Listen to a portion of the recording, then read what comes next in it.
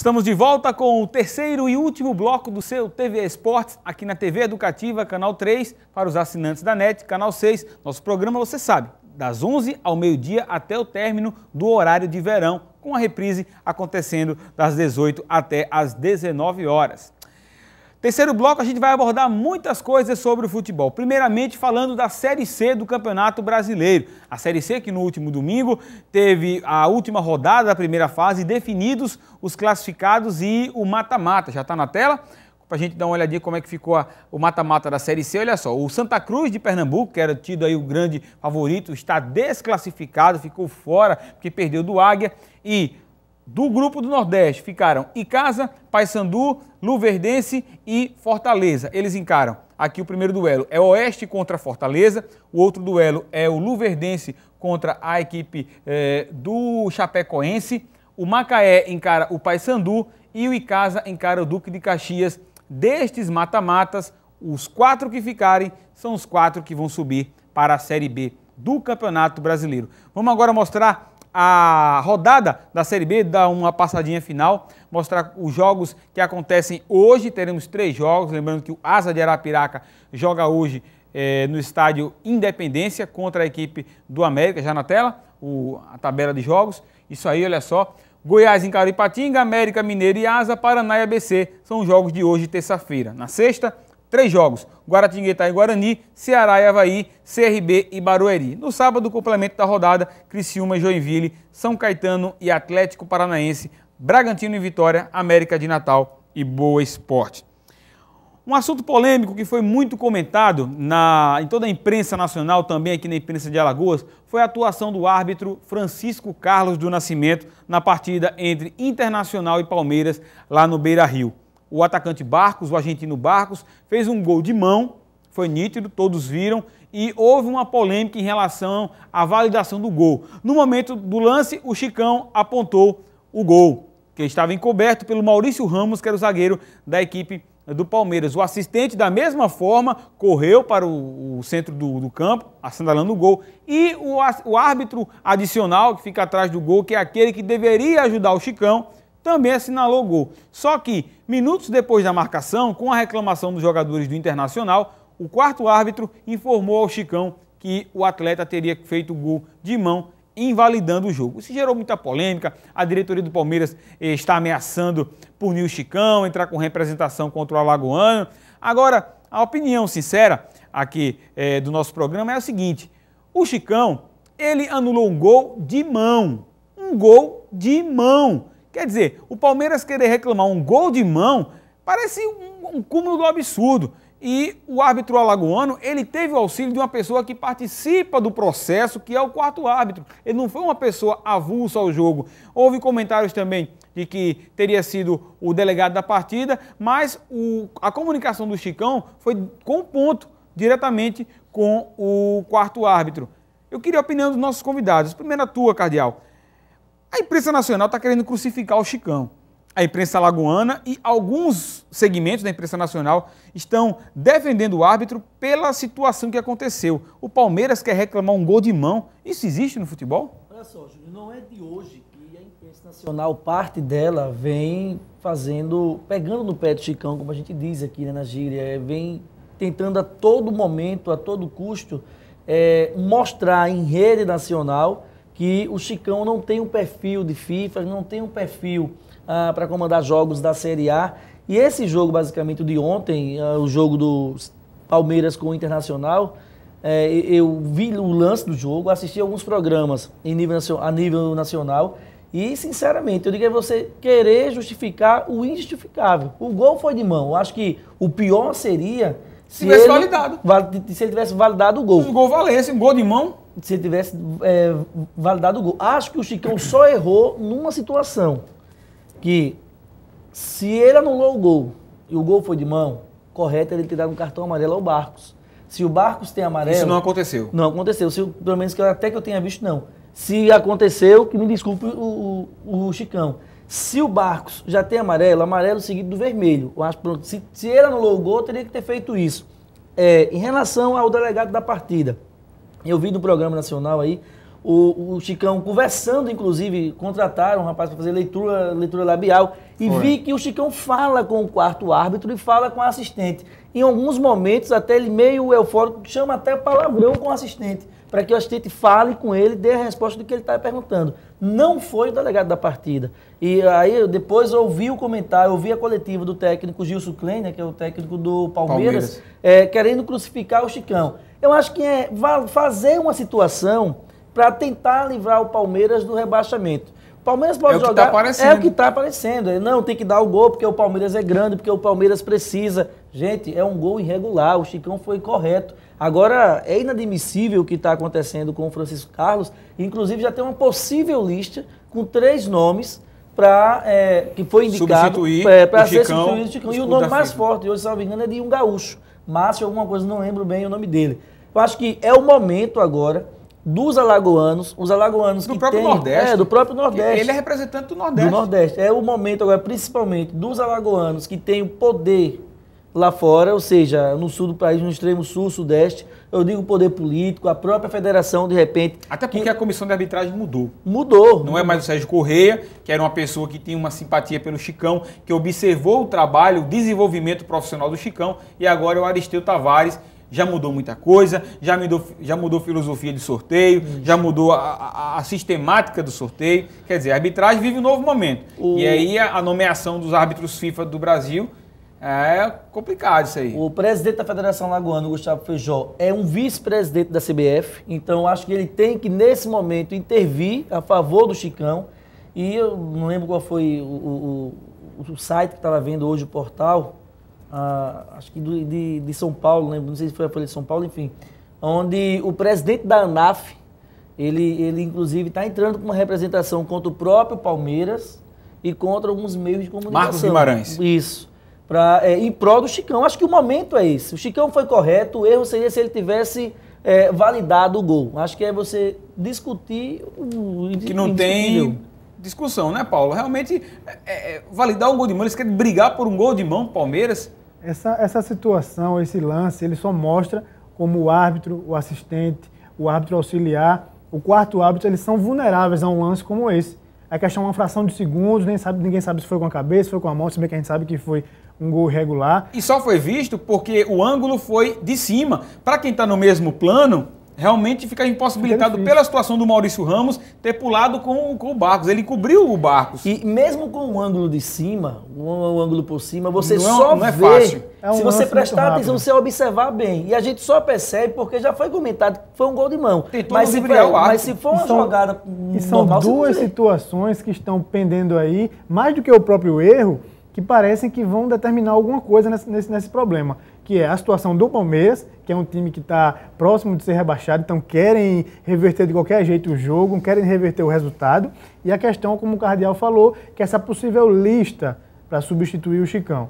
A gente sabe que o Nordeste, apesar de tudo, ele tem esse problema. Uma entrevista que eu fiz há um certo tempo com o Sebastião Canuto, antes mesmo do Chicão ser colocado como assistente ainda, ele falou: o Chicão ele tem capacidade de chegar lá, mas o que me preocupa é a geografia, né? Onde o Chicão nasceu, onde ele representa, o estado que ele trabalha.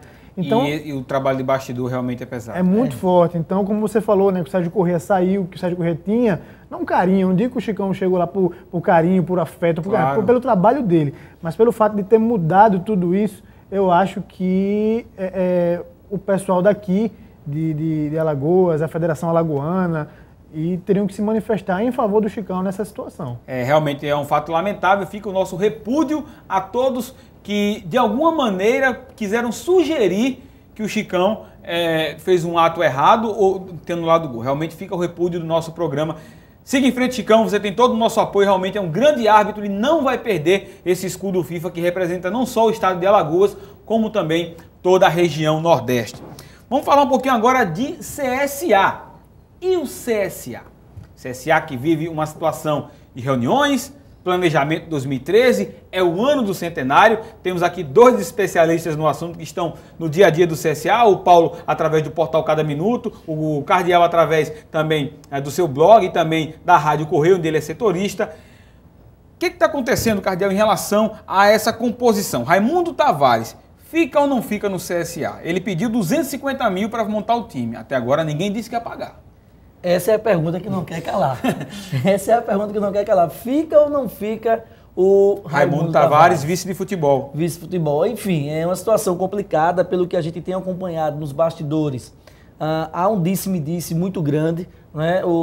Acho que a semana passada o Raimundo, nós cogitamos isso nos nossos programas esportivos, onde o Raimundo disse que não ficava, depois o Rafael disse que teve uma conversa com ele, o Rafael Tenório, que é presidente do conselho, teve uma conversa com ele disse que iria ficar, só que essa semana agora, né, a expectativa é que muita coisa aconteça. Que muita coisa aconteça. No final da semana passada, para o início dessa, já está sendo cogitado de novo que o Raimundo não fica, e aí eu posso, pelo menos até onde eu sei, eu posso assegurar que pode ser que mude, mas eu posso assegurar que o Raimundo não fica... Na porcentagem?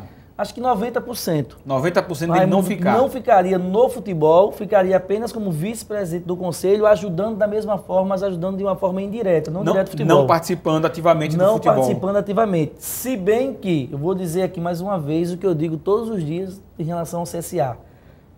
A verdade de hoje é a mentira de amanhã no CSA. Porque vocês ficam sabendo, eu converso aqui hoje... Com 5 minutos ela muda. Então, eu até brinco, digo, no CSA agora eu só falo se for tudo gravado.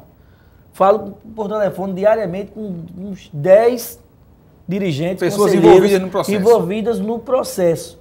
Mas ninguém quer botar a voz ativa. E até afirma, mas quando você pede para gravar, os caras recuam. Então, eu digo direto, a verdade de hoje é a mentira de amanhã no CSA, mas a situação do Raimundo é uma situação complicada hoje. Você, Paulo, que tem um contato também com o presidente Jorge Seixto, apurando matérias, o que é que você sente do presidente? Realmente, ele está se sentindo sozinho? O que é que está acontecendo nessa nova composição do CSA? Porque se que aquela reunião do dia 10 ia ser para derrubar o Seixto, ele deu a carta renúncia, mas o pessoal não quis. Ele é o presidente, vai continuar presidente. O CSA não está se encontrando na forma dos dirigentes dessa composição nova para 2013, que é um ano tão importante? 2 ditados para definir esse atual momento do CSA, né? Como o Cardial falou, existe mais coisa no ar do que avião de carreira, e tudo continua como antes no quartel de Abrantes. Na verdade, quando se montou essa nova chapa, né, essa nova diretoria, entre aspas, esperava-se que fosse mudar de uma forma geral, não só os nomes, mas também a política do clube, né? E acabou mudando poucas coisas e a situação do CSA continua a mesma.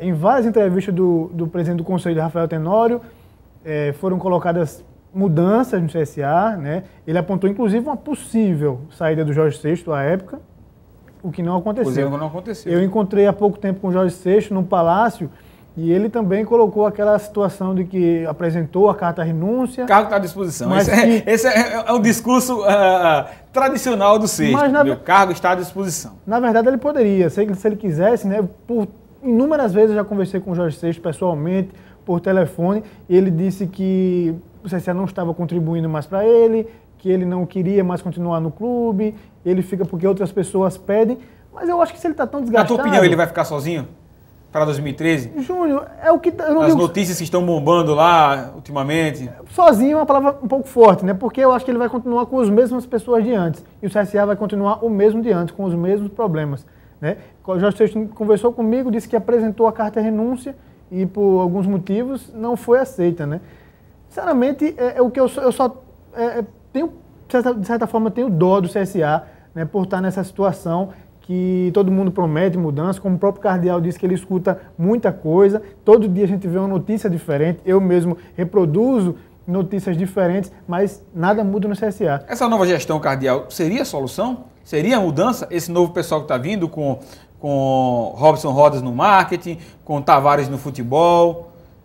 Sim, se a gente for analisar friamente, são pessoas que são vitoriosas, né, no segmento que essas pessoas vivem. Fora CSA. Fora CSA. Trazendo isso, né, para o CSA. Trazendo para o CSA é evidente que é positivo. Você tem um Rodas que tem um leque de empresas, né, que pode trazer para dentro do CSA. Uma bagagem muito grande. Uma bagagem muito grande. Você tem um Raimundo Tavares que no futebol conhece como ninguém, né, tem uma longa experiência como gestor no futebol. Você tem um Rafael Tenório que é um empresário bem sucedido hoje e que pode também, de certa forma, colaborar com o CSA. E não esquecendo que você tem o próprio presidente do Jorge Seixto, presidente do CSA, que tem esse leque de amizade, tem credibilidade também com algumas pessoas. Você tem um Cícero Eugênio que também contribui de certa forma com a equipe e acho até... São pessoas que realmente, na vida pessoal, profissional, fora CSA, tem muito sucesso. Mas e dentro do CSA? Eu acho que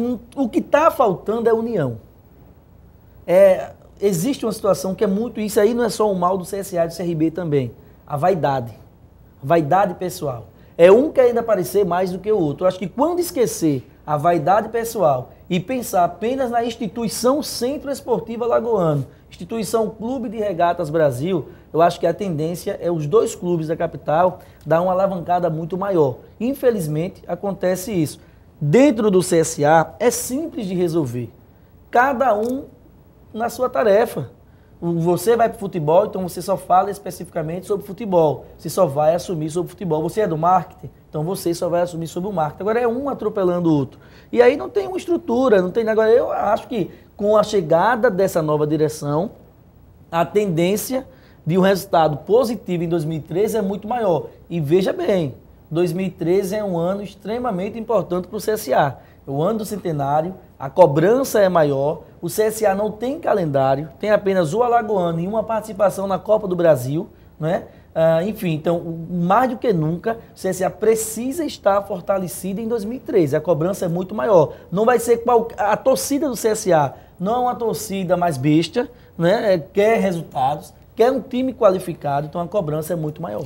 Lembrando que a Série D, a qual o CSA vai brigar por uma vaga de 2013, mudou. A CBF já confirmou uma Série D com 32 clubes, serão 8 grupos de 8, aliás, 4 grupos de 8, e dentro desse grupo, cada clube vai fazer no mínimo 14 jogos, aí uma solução, uma redenção, um calendário mais prolongado para o time que conquistar essa vaga, e o CSA realmente briga por esta vaga. Paulo Chancey, obrigado pela tua presença, tuas considerações finais.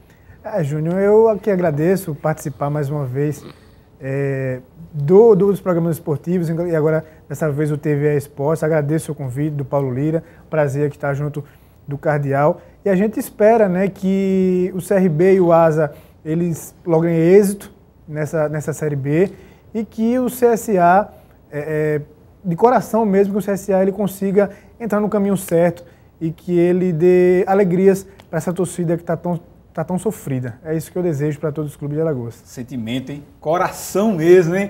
Quase se entregou o Paulão. Eduardo, obrigado pela presença mais uma vez, trazendo aí muitas informações importantes. Júnior, eu particularmente agradeço mais uma oportunidade de estar aqui ao seu lado, ao lado do Paulo Lira, dos telespectadores da TVE, ao lado do meu amigo Paulo Chancey, né, o eterno coordenador Paulo Chancey Júnior.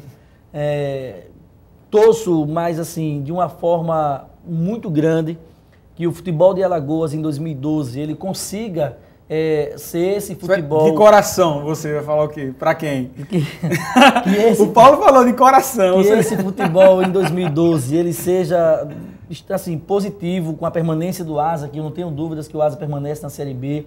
Torço porque tenho amigos no Clube de Regatas Brasil, você é um deles, e outros amigos que trabalham dia a dia do CRB. Torço de coração para que o CRB continue na Série B do Campeonato Brasileiro. Né? É Alagoas. A imprensa precisa dos clubes bem.